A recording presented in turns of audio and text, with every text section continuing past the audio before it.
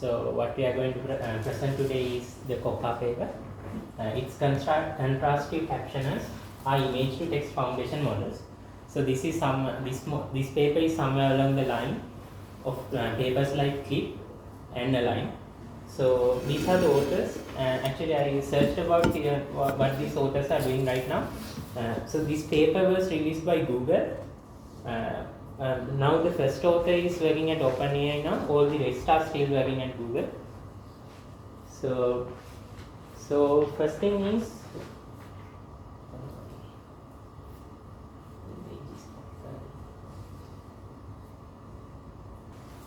as I was saying, this paper is somewhere along the line of the paper. So like Clip. So what this is trying to address, the problem that this paper is trying to address is actually the baseline problem is the high cost of training a model. So that's why we are more tend towards to use more backbone architectures like BERT and GPT, and without training from scratch, and use their pre-trained weights and use them and fine-tune them into our own needs. So this model is somewhat like that. So these are the few models that few problems that the authors have addressed themselves in the blog post. So they say that the high cost of training models are getting larger, and there is a prediction that the total US GDP will be equal to the biggest model's training cost by 2027. So the solution that we all know is actually using foundation models. Foundation models are, this is from the Wikipedia, foundation models is a machine learning model that is trained on a broad data such that it can be applied across a wide range of use cases. That means that these are trained on almost all the data that you can find, and then the model is not very specifically good at writing, but it is more generalizable and we can fine tune it later down the line. So there are popular foundation models in NLP that we have already discussed. So few of them is BERT we discussed, I think we discussed it, and GPT also we discussed, and there is something called T5. These are some foundation models in NLP. So this CoCa paper is actually not a NLP one. It's trying to address the vision and language models at the same time. It's trying to combine both of them, as we saw last week in the Clip paper. So these are some features of the features that the foundation model should have. So they should be pre-trained on web scale data. As we saw last week, the Clip also was trained on web scale data using a dataset, and also it should demonstrate some multitasking capabilities. That means it should be good at several things, and it should also be good at zero-shot, few-shot or transfer learning. That means we should be able to use it without even fine-tuning it for some task with some reasonable accuracy. So we saw that there were NLP models that can be used as foundation models. So actually this is a computer vision model that can be used as a foundation model. So when it comes to the foundation models in vision and also in vision language, now we are not discussing about vision only.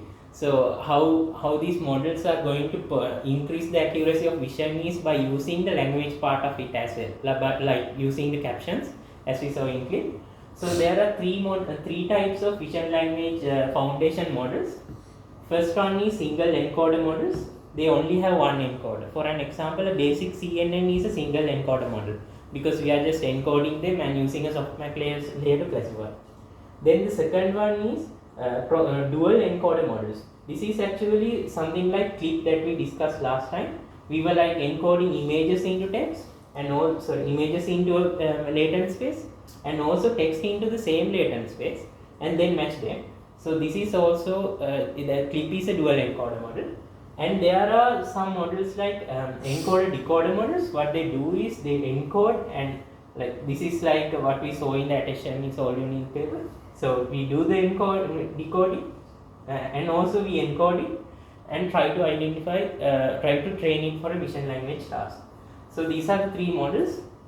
So we need to identify what's advantages and disadvantages of these three models in order to understand CoCa. Because what it does is it combines all three models into one model to get all the advantages of three models. So the first one is single encoder models. So we all know this one. This is just an encoder and trained on cross entropy loss. So that we already know. So the disadvantages of these kind of models is they heavily rely on the annotations. Like when we classify something, maybe take image name, we want the classes to be exactly accurate. If the caption is not exactly to our requirement, then it is not ideal. Like we need the caption to be very concise. It cannot be a natural language processing kind of a sentence. Natural language kind of a sentence. So these are not suitable for vision language tasks, because obviously we can see they only have one word for a caption, one word for a class. Then the second one is dual encoder models. This is actually the loss we discussed in the clip paper. What this does is, as I said earlier, they do the encoding into the same latent space and try to align them by using cosine similarity. So this is it, and the advantage of this one is this encodes both the textual and image data into the same latent space. So now we have some idea of combining both of them.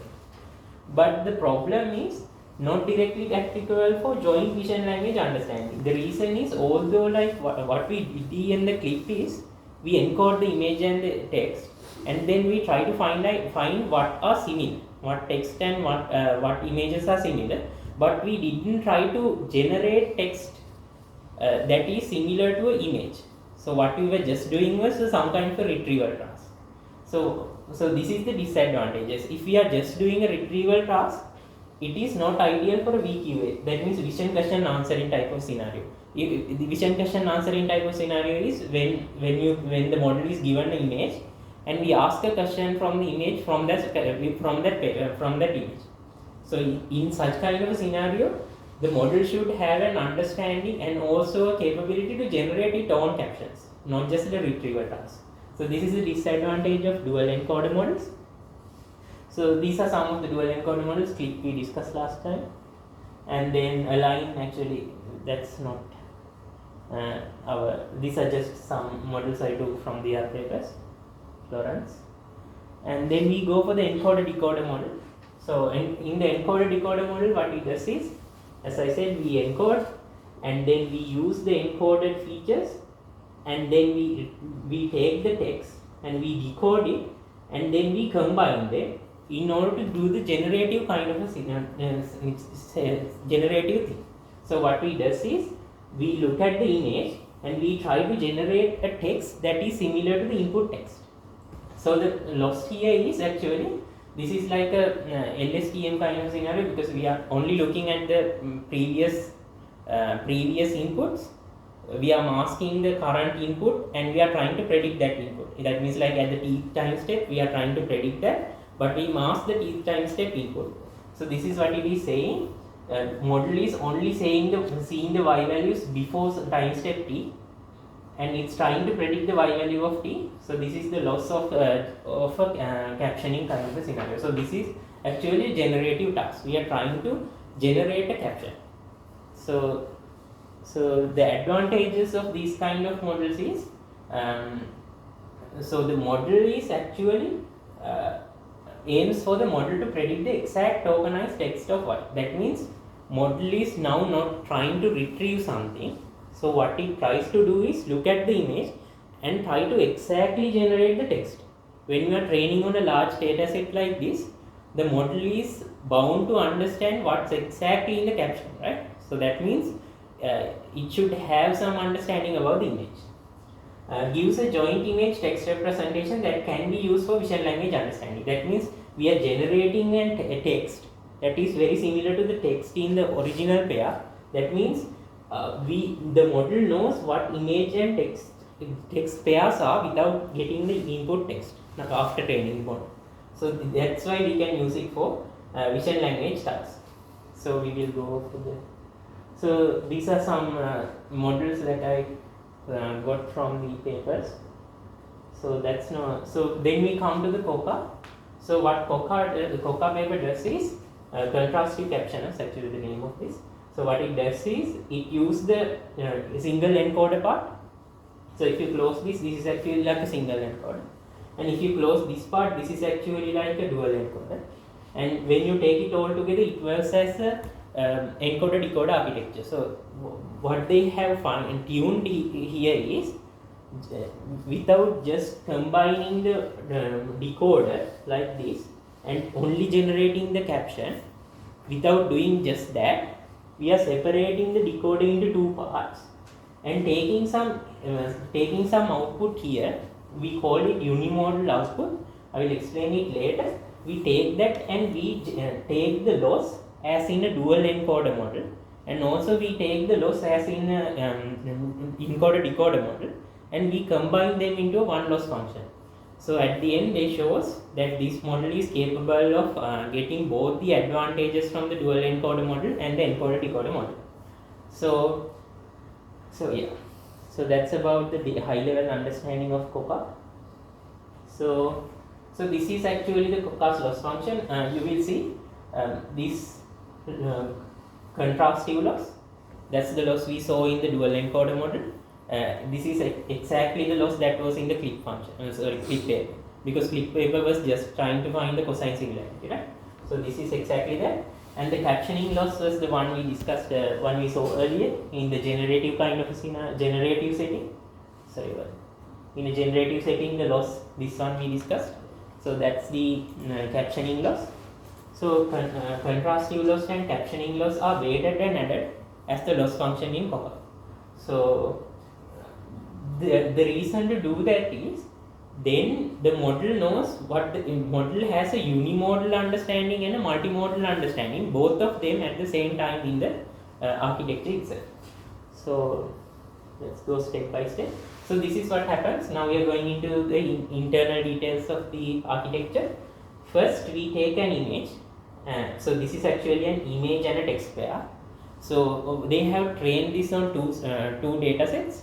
One data set is, I don't exactly remember, JFT, the presentation has the names. So it's actually scraped from the internet. It has the images and the captions from the internet itself. And the other one is just having, I think the other one is ImageNet. It just have a label as a classic class. So what they have done is, they have prompt engineered that, as we saw in the clip paper, by saying the photo of a dog or photo of a cat. So this pair is actually those pairs. Then what we do is, we first discuss about the image encoder. This is actually the same thing we did in VITs. The authors have used VITs as the encoder, but if you want, you can simply use a CNN as well. So what we do is, we create patches. They have created 16 by 16 patches and use a VIT encoder, and then created the image features. They call this image features.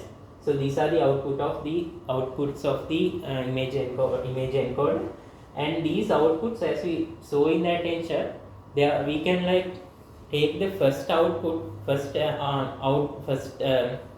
what do you call it? So the CLS token or the starting token, we can just take that as the encoded feature, right?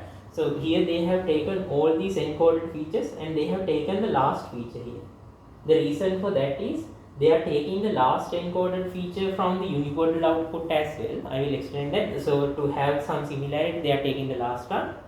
So the next step is, we go to the text side.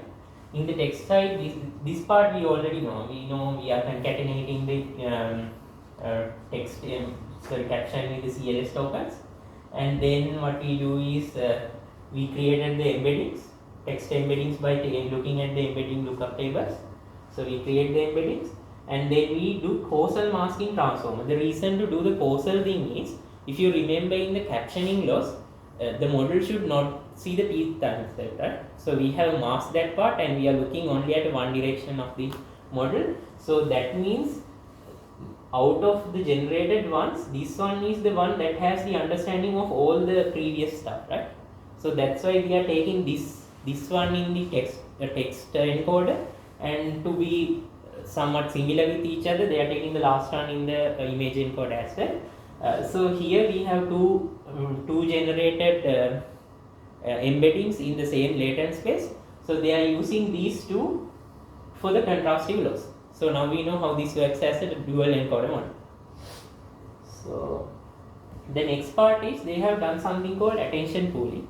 So this attention pooling, what it does is, rather than taking just a one vector out of all the generated vectors in the output, there is a mechanism. There are some mechanisms called attention pooling. There are a few of them. So they are just using a simple multi-head attention. They are simply using these of them, all of them. So there are some ways. I don't exactly remember that it was not in this paper. So what they do is, this attention pooling is able to understand what features are important for the downstream task. So they say that if you train 256 of these vectors, some of them might be more ideal for some of the downstream tasks. I don't actually fully understand that. We will come to that later. So they are generating only one of them for the contrastive features, but the captioning features they are using all of them. There is a reason for that. I think the reason for that is, okay, I will come to that later. So the next one is the next one we use the captioning features we use. For the multimodal output, what we do is, we take the unimodal output we have here, and also the captioning features that we generated, that means all the attention outputs to generate a multimodal output. So this is the architecture, and the importance here is they are using all of the vectors generated here. The reason is, unlike using just a one vector for the contrastive loss, in order to do the captioning, we need to have like a deeper understanding about the image itself. So they say that using all of them without just using one of them is required for the better accuracy. So this is how they are using the contrastive loss and the captioning loss. In the contrastive loss, that means what happens here, they are using con features. So the contrastive features are only generated using the last one. Okay, so this is only generated using the last one, but for the multimodal output, we could give all n of them. So this one and the CLS token features are used for the contrastive loss, and for the captioning loss, what they are using is actually the generated text output and also the original text output. So that's how the model works. So this is the GIF that I found from their blog post. So it shows that we are not using cross attention in the unimodal text decoder, because unimodal text decoder is not looking at the image encoder, it's just generating its own text embeddings. So shall we go for it one more time? So here you can see like they are getting rid of the cross attention, so it doesn't see the image side. So whatever output that we are creating here is only having separate understandings of the image and the text. Only after that step we are using cross attention. So after that only we have the deeper understanding with images and the captions together. Okay. So this is what we discussed. This is the pseudocode for their architecture. Intuitively, that cross attention should benefit the model, right? Yeah. In the early stages. So I think what they say is in the clip there is no cross attention kind of thing. So they say that in order for a classification task, having the text embeddings and the image embeddings separately and aligning them is better. But for caption generating kind of task, we need to understand both. So in order for the model to be capable of both tasks, we want. So these are some of the implementation details. Most of only few of them are important. One is this one, this JFT. So we are using prompt engineering. So prompting like in clip, as I said, a photo of a cat or a photo of an image. And these are the two data sets they have used, JFT 3D. So this is actually very large web scale data set and Align. And the other one is, as I explained earlier, like in the attention pooling, we were using n number of vectors for the encoder-decoder model. encoder-decoder task. So they are using 256 vectors for that, and for the contrastive loss they are using only one. And vocabulary size is 64k because the text embedding is actually just a NLP embedding scenario, so we need to have a vocabulary there. That's 64. And yeah, that's the important parts. Then we come to experiment and analysis. So we are going to discuss three things about the three experiments about the CoCa. First one is visual recognition. What visual recognition, under visual recognition what comes is classification, and classification we will come to that. Most of this is classification. And cross-model alignment, this is like in clip. When you are given a text, you are to retrieve the captions. You are not generating the caption, you are just retrieving the caption. And image captioning and multimodal understanding, this is where you are generating the captions. So compared to all the previous state of the arts, CoCa is performing better than all of them. The clip is not included here. I think one of these models is performing better than clip. So we come to the first one, visual recognition task. This is just classification. What we are doing here is image classification and video classification. For the video classification, they have modified their architecture. So what happens here is, rather than using just one image encoder, they are using several image encoders and pooling them just to create one output. So it's like taking the frames and combining them and using the same model from there onwards for the image classification, so video classification.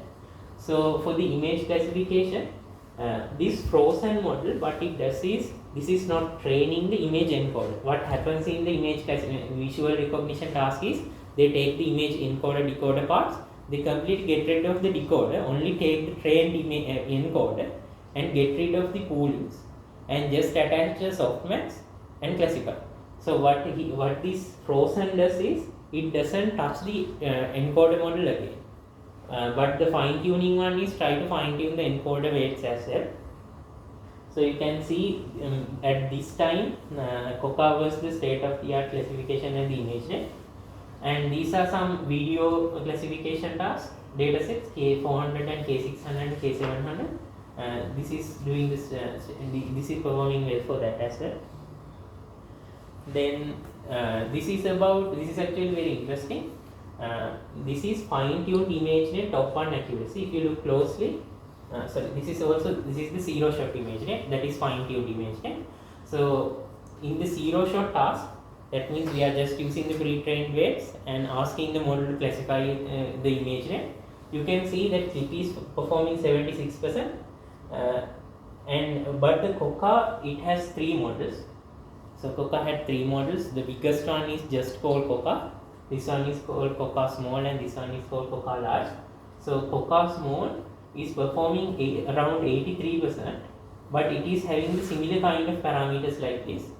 And here the CoCa bigger model, it's performing somewhere around 90%, but it's not having much higher parameters. The reason is, if you look at the encoder-decoder model, they are not using any other layers additionally, right? What they are doing is just separating the decoder into 2 parts and taking the output. So they are not adding any parameters, but smartly changing the loss function. They are like making the model capable of much more tasks. That's why the model is high efficient, is very efficient and performs better in a lot of tasks. Then the next one is cross-model alignment task. This is where you are given an image and you have to retrieve it text. That means you have like a data set, it has images and text. You are given the image, you have to retrieve the text. You are not generating the text. And this is the vice versa. You are given the image, you have to retrieve the text. So for this one also, they don't need generative part because you are just looking at the contrastive loss. But the thing is, the CoCa is performing better than clip in all these tasks, although it's not using the generative part. Although it's not using generative part, the reason is because of adding the generative part and training the model, the encoder-decoder part, the encoder and the unimodal decoder part has gotten better. The reason for that is because of this text generation, the model is bound to understand caption very well, because it needs to generate the caption word by word. In order to do that, it should tune the image encoder and the unimodal decoder as well. So that's why it has gotten better than that, got better than clip, although for the zero shot image text retrieval it's using only the parts that was available in the clip itself. So this is it, and then we go for the zero shot image classification. Here also you can see that it's performing better. Shows it is possible to attain strong performance by unifying training objectives and datasets in the single stage framework. There is something that I didn't explain, that is, unlike in clip, they are when training the model, they are not separating this dataset and then separating this dataset. They are just combining both two datasets that I explained, and then do the prompt engineering and generate the text for the ImageNet on, combine them and do this. So they don't have to train it step by step. Like in clip, they are just training everything at once. So they say that it's also an advantage. And the next one is image captioning. So there was a problem I faced that we can discuss, because I was not able to find what this MCS was. So this is on MS CoCa and NoCaps. So CoCa is performing most of the times better at image captioning. So benefit of an encoder-decoder model to obtain strong multimodal understandings and generation capability. So the reason is because of having this encoder-decoder model and trying to predict it word by word, this can obviously perform well at captioning tasks. And benefits of vision and retrieval capabilities as a dual encoder model. So it has the advantages of a dual encoder model and also as an encoder-decoder model. Okay. So in the ablation studies, there are a few things that we can see here. When we look at the I think included what these two were. So these two were, I think, for the encoder-decoder and the sorry about that, I should have included that. So anyway, what this point out is this captioning is better than classification here in this one. So what this serves is shows that the classification is a special case of captioning. So what that means is when you are trying to generate the caption, we are trying to predict what the text output is. It's like a generalized version of classification. And next one is CoCa performs on par with the captioning only models on VQA. So this VQA and zero shot learning task, CoCa is performing better than captioning only and contrastive loss only tasks. So that means they shows that joining them makes the model better than both the initial scenarios. And the next one is they have, as we saw earlier in the loss function, there were two weights. So they have played with weights and they found out increasing the captioning loss is better for the vision question answering type of scenario. And the next one is in the decoder, there were two parts, like unimodal decoder and the multimodal decoder. They have changed the unimodal decoder layers and multimodal decoder layers and tested with that. When the unimodal decoder layers are increasing, that means when the unimodal decoder layers are decreasing, that means the decoding of the text is getting somewhat simplified, right? So what happens then is it becomes worse at zero shot classification task. When you are decreasing the image encoder part, it becomes worse at unimodal text classification, and when you are decreasing the multimodal classifier layers, it becomes worse at captioning and VQA kind of tasks. Excuse me, what plus 1 times mean? What is the computational cost actually? It was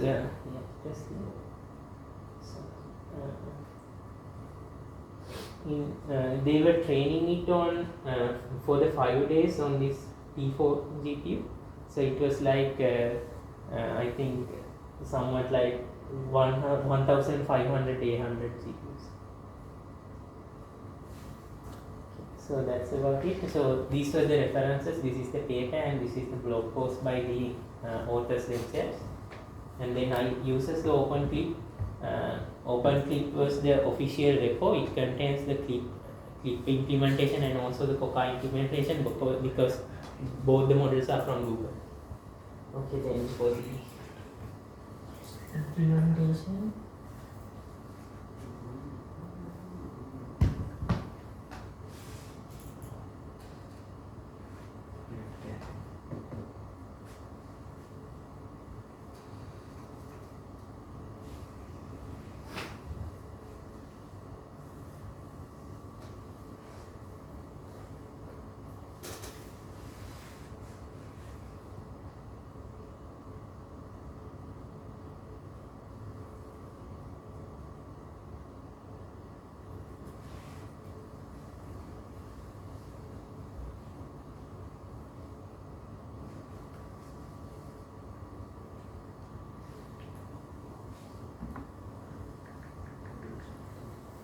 Is there any questions we can discuss on plan? So what's the password for that? ENTC 123.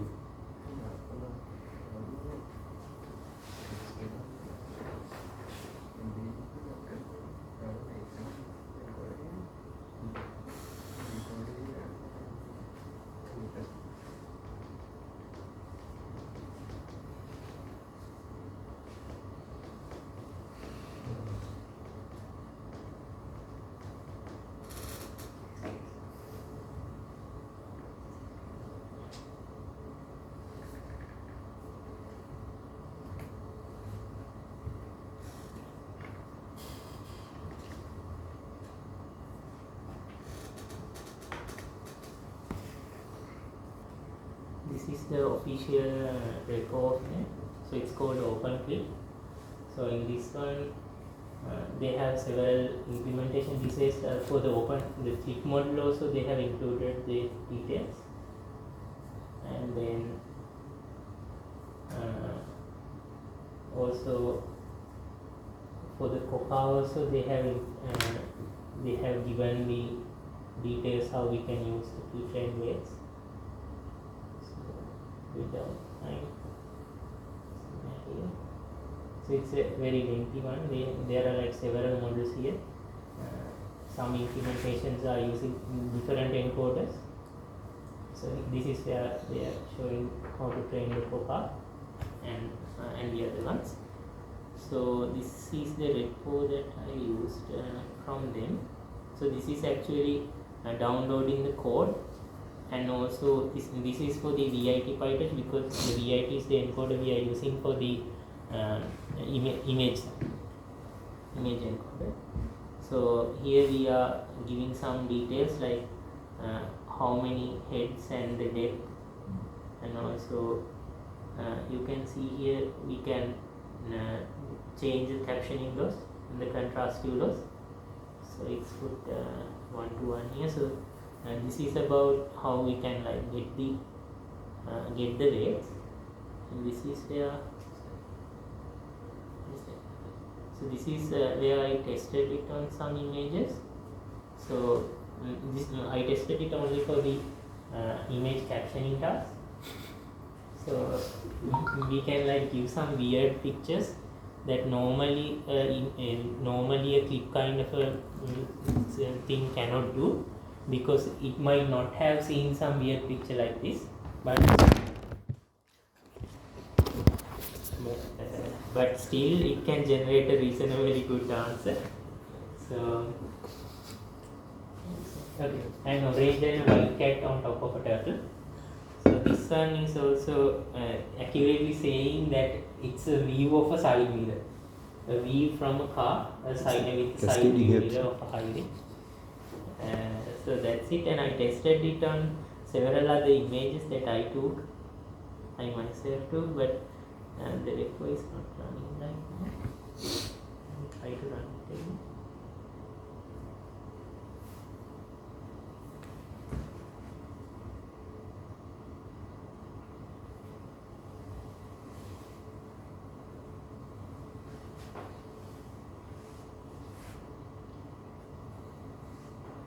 Oh, my internet will be over. It's downloading 700 No, megabytes. it's downloading To the code. not through the internet. Okay. Yeah. Because it's downloading all the dates. Cool. Yeah. That's why the advantage of using CoCa. It's easy to handle.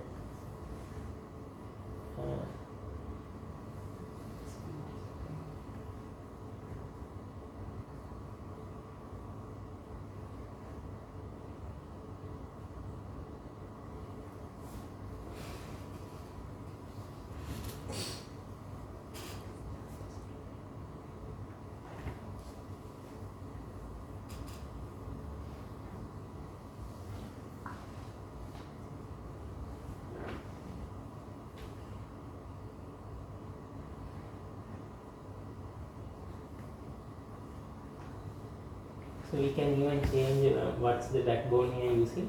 So this is VIT large. We can even change this to a CNN if you want.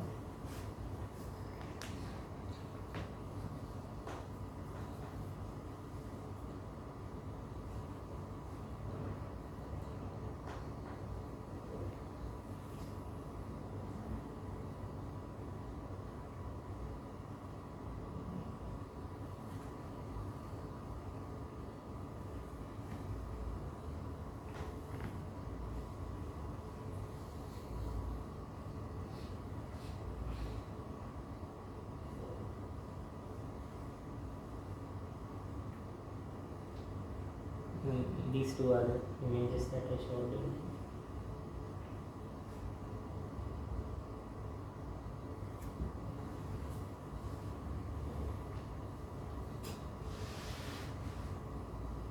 So these are the ones that I uploaded from my camera.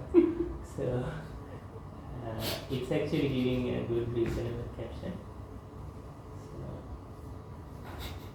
So it says there is a lot of keyboard keys on the table. So and the next one.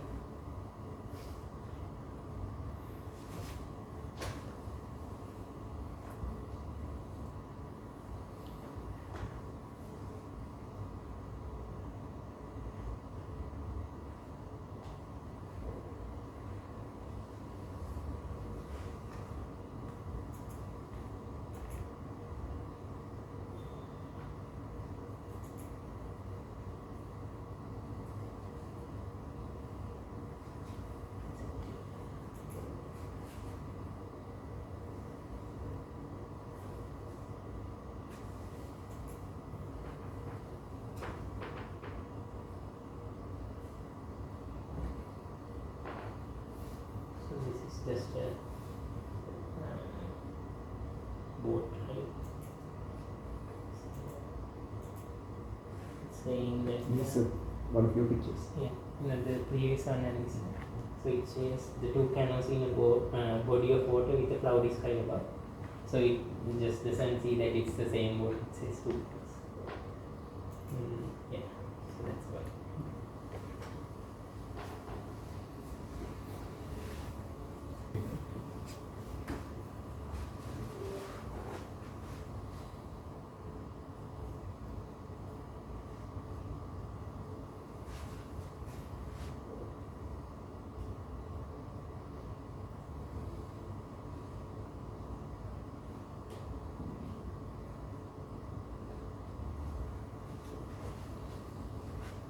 We did not read this last time. We missed this. It's important.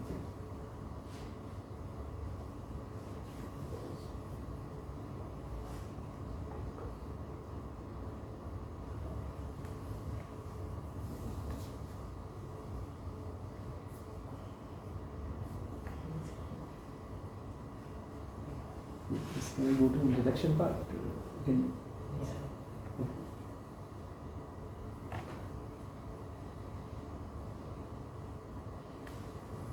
Can you scroll down a little? Yeah, I have scrolled it, but yes. Yeah, you can take that.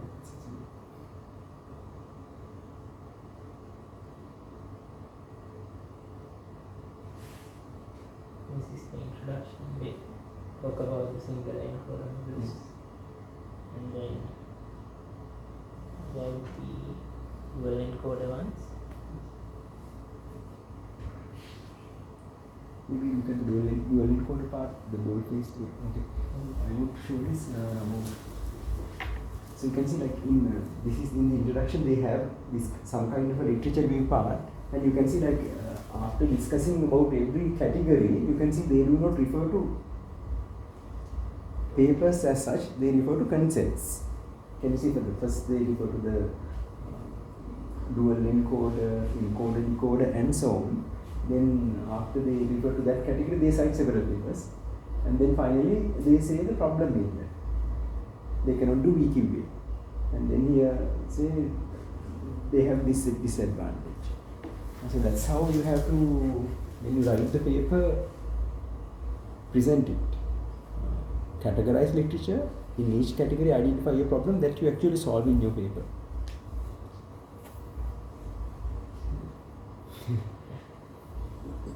I found this to be extremely well written also, this paper.